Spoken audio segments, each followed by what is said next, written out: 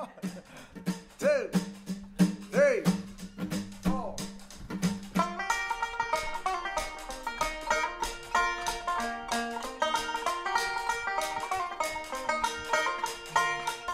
So I'm here with Wes Drennan. Now, Wes, I've taken to calling you the Carolina Traveler because you go to more OA events across North and South Carolina than anybody else I know.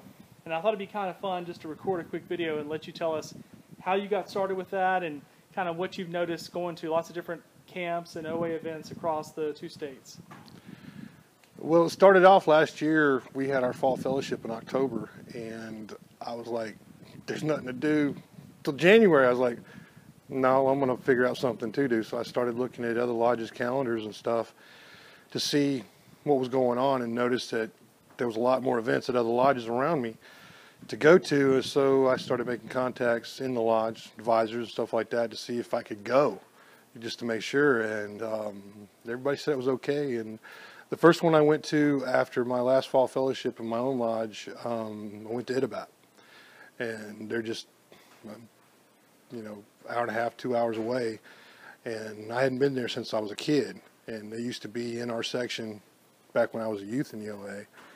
So I made a few inquiries and emails, and they were expecting me and everything, and I had a great time doing that, and they got some good food there. And after that, I just started contacting other lodges, and I've been to Santee, Croatan, Clahican, Occoneechee. There was a time at the beginning of this year that I didn't have a weekend off where I was going to some event, but I go down. I'm just like a member of the lodge with them. I help them out with their projects, meet people I usually don't see but once a year at either Conclave or Dixie, and you see them 3 or 4 times a year now doing this. But it's been a lot of fun. There before Conclave, I was getting a little burnt out. When you go to an event every weekend, it can take its toll. And I was glad to have a few weeks off before summer camp, then spend a week at summer camp back home. Then the Trade-O-Ree, which we're at today. But one thing I've noticed about the lodges, each lodge is a little bit different. I've never seen a daytime or daylight ordeal ceremony, brotherhood ceremony. That was unique for me because all of our ceremonies are at night or close to dark, and it's already dark. That was at Idabat the first time I saw them. That was very interesting. Because when you go to your own lodge events, you're used to how your lodge does things. Right. But when you go to multiple lodges and see how they do things, it's kind of like, okay, what are the good points, bad points, whatever? Bring those good points back and mention them to our lodge and try them. But seeing a whole group of ordeal candidates, their oath of silence off at dinner time, and all of them eating steaks at Idabat, just having a ball in a dining hall, that was really interesting. And seeing a daylight ceremony with a different, I guess you'd call it costumes. Their ceremony costumes were different than what I'm used to back home. And seeing each lodge, their differences too, that is just, it was very nice to see. And planning on writing a bigger article showing how many miles I've went, gas, how much money I've spent on patches, and what I've traded for and everything. And a lot of people say he's just doing it for the patches, but that's just a perk for all the other stuff. And I've had a blast, and met new friends, old friends, and it's just been fun. It's fun. I've got probably on the calendar another at least 10 more events, and where I've only got one event for the rest of the year from my own lodge, there's not going to be many weekends between now and the end of the year that I won't be doing something OA-wise or Scout-wise. But it's been fun. That's neat. Well, I literally, when I was a youth officer, the idea of going to another lodge was so you could get ideas and kind of bring them back to your lodge and stuff. And so you as an adult have kind of the money to do the traveling, but also the freedom of the weekends and stuff to be able to plan that out. So it's really cool that you've kind of got that going. And I know we saw you a lot at Camp Coker when we were hosting the Dixie Fellowship this year. You came to set up weekends and came to the Dixie and everything. And the work days. Work days and everything. So it's kind of neat to have a brother from another lodge come in and do that. So and everybody seemed like they, like you said, was welcoming and didn't view you as a stranger or whatever.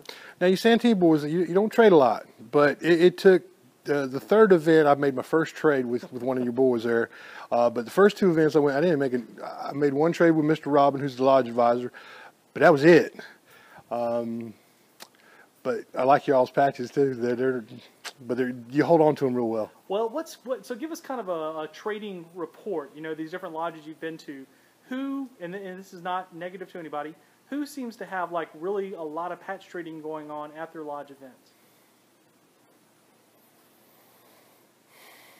I'd have to say Croatan. Okay. Their Saturday night auction and trading and stuff like that, even Friday nights at events, it's like almost a mini Trade-O-Ree of nothing but trading.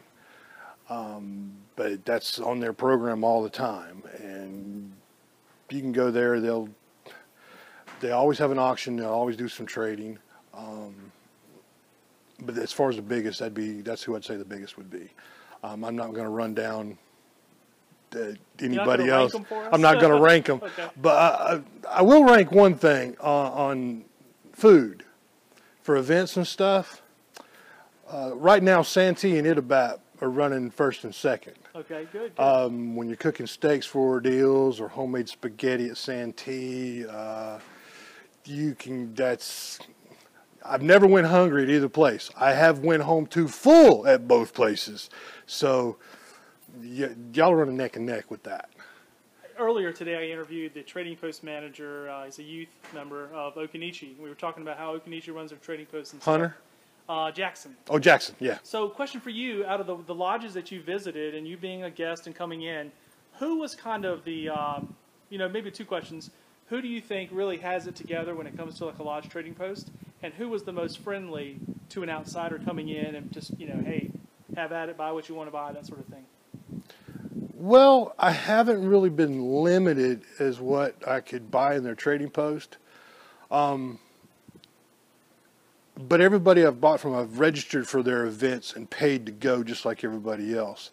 One rule of Santee is the standard flaps. I'm not a member of the lodge, so I can't purchase those, but your other stuff that you have, I've been allowed to purchase.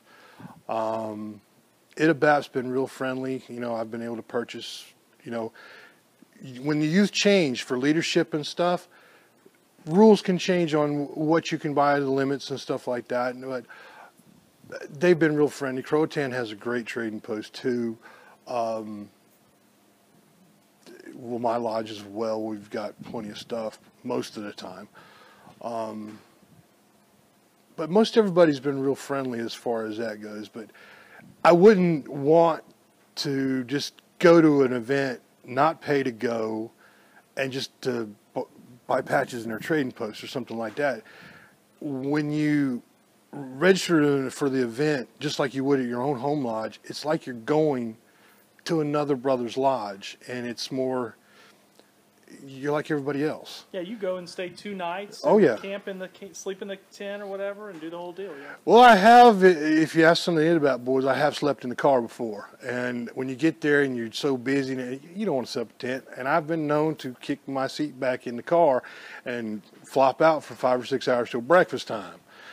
So if I have the time, I'll set up a tent. Most time I do. The Santee boys have allowed me to stay in their staff cabins before, as well as Occoneechee has too. But most of the time I'll set up a tent. If I'm late getting there and it's dark, I can sleep in my car if I have to.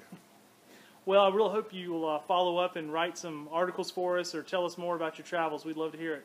I'm planning on doing that. October will be a year I've been doing this so far. And I'm planning to write up something for Carolina OA. And I'm going to rank food, I'm going to rank patches, I'm going to rank camps, good things, bad things, stuff that I want to bring back to my home lodge that I've seen that are really excellent ideas that lodges are doing. Even if we don't take everything, but bits and pieces of it. Anything to make your own home lodge better by something you experienced by another lodge is always a good thing. I just hope everybody will see what I've been doing and try it themselves if they want to. But just make sure you get permission to go before you do and everything. That way you don't have any problems. And I made sure before I went I had permission to do it and everything. But I've met a lot of new people and a lot of old people, friends of mine that I usually don't see at Conclave and Dixie that I'll see 3 or 4 times a year now. And I'm really looking forward to next year. Dixie and Conclave, our Cardinal, are on 2 different weekends, and I don't have to split it this time. That was kind of rough this year, trying to split the 2 between them, but being only a couple hours apart, it was okay. But I'll be glad next year when we can do separate weekends for both of them. Right. And I can rest between them. Thankfully, that calendar has Easter on the right weekend for us. So. Yeah, really. Well, Wes, thanks a lot. Appreciate it. You too, Jason. Okay.